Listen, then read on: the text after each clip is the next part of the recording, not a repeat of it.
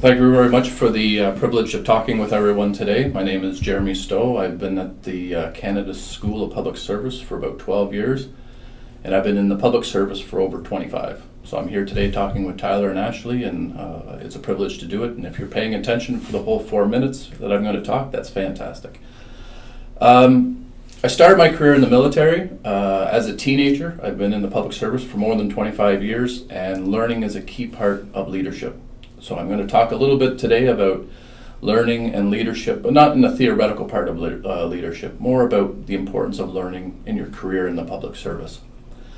I'm going to talk about learning and the way you can help progress throughout your career, but learning is more of the way that you are going to be able to take it on as a challenge.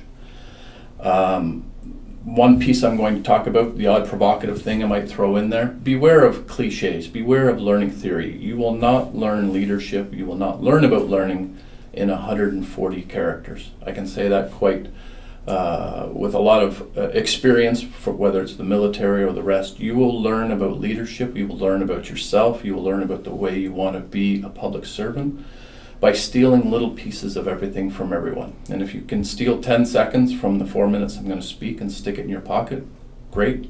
I'll consider that a privilege for myself. So as I mentioned, I was in the military, I was in the Navy, and I was in the wardroom, which is the mess where we go to have a beverage and talk about things in the Navy. And they had a big plaque on the wall, and it said, "Learn, serve, and lead." And I always, that stuck in my brain for about the first 5 or 6 years. It stuck in my brain. Okay, if I learn enough, and then if I serve, then eventually I get to be in charge. And to me, that's the way I viewed a career progression. I'm going to learn, then I'm going to do it, and then I'm going to get to be the leader of it. And that's the way. And I think that makes sense. And I don't think it's wrong, but then I progressed from that. And then I thought, okay, learn, serve, and lead is about an individual job. So as a manager, you come in, okay, I'm going to learn to be a manager, and then I'm going to do the job, and then I'll consider myself a leader after I've gotten really, really good at it. And that's what that means. So as I progressed throughout my career, that learn, serve, lead mentality that I thought was a career progression was actually individually for each job.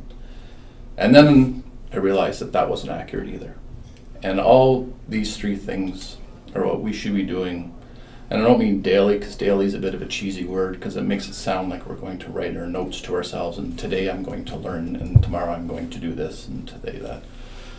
It's more of a mentality. And if you can bring that learn, serve mentality into your daily vision and the way that you work, I think it will help you become the best that you can be. There's an Army one from the States for you as well. So, career progression, great. Individual job, great. And I'm not dismissing any of those things. But in order for us to all become leaders in a different sort of way, for us all to become the best public servants we're going to be able to be, it is about learning. And as when Tyler asked me what I would like to talk about, I just kind of threw out learners inherit the lead. We will all have an opportunity to progress as far as we wish in the public service. And that opportunity will be best served by those who learn. The public service does a fantastic job of recruiting and hiring, and we do a great job of making sure that we have the right people into the public service.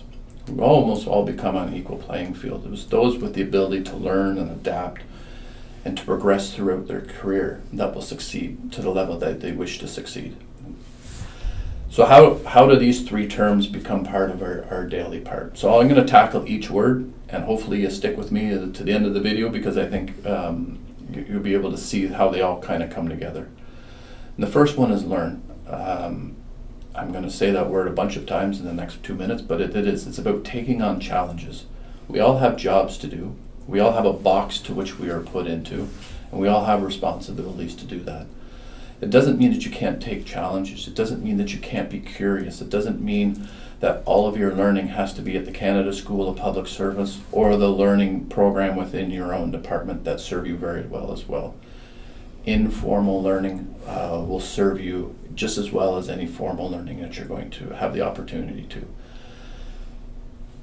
Invest in your learning informally and formally. Be curious and take on challenges. Serve. serving in the public service is a gift for all of us. It's a privilege. The better you are, the better the public service is. And it's not that far of a reach to think that. Whether it's the military, whether it's the public service, the better you are at your individual job, the better your unit is, the better your department is, the better the public service is. The better you is the better public service. And whether you are thinking about that from your own perspective or thinking about that from your as a manager or a leader or a supervisor, the better you are, the better the people who are working with you and beside you and for you are, the better the public service is. And the better the public service is, there's a whole other angle that you can ask somebody else who knows more than I do about. The better the public service is, the better the country is. And that's a fact. And so the better you are, the better we are all doing our jobs. Lead. Teach and share. When we talk about informal learning, we're also talking about teaching. If you're going to learn from other people, make sure other people have the ability to learn from you. They say, here's your 140 characters of leadership definition, that the best leaders listen. Well, the best leaders listen because they want to hear from other people to understand, because they're smart enough to do something with that information. Okay? Listen and understand each other, and that's what part of informal learning are. Probably the biggest thing that anyone can do, in my opinion, for leadership and learning together is to create the opportunity for learning. I've said yes, invest in yourself. I said yes, take formal learning and look for informal ways of learning. But create learning opportunities for yourself and for other people. That's part of being a leader. Whether you're talking about the Future Leaders Program, Take Me With You, all these other great initiatives in the public service that I see cropping up on a daily basis, those are informal learning opportunities that people are creating opportunities for other people to learn. So at the beginning when I said about leaders will inherit the lead, that's what I'm talking about. When you learn and you serve and you lead in all of those three aspects at once, you will eventually be able to lead others for that same approach. And when you are learning, a better you is a better public service. So I hope that made sense, and thank you for the opportunity to share that with you.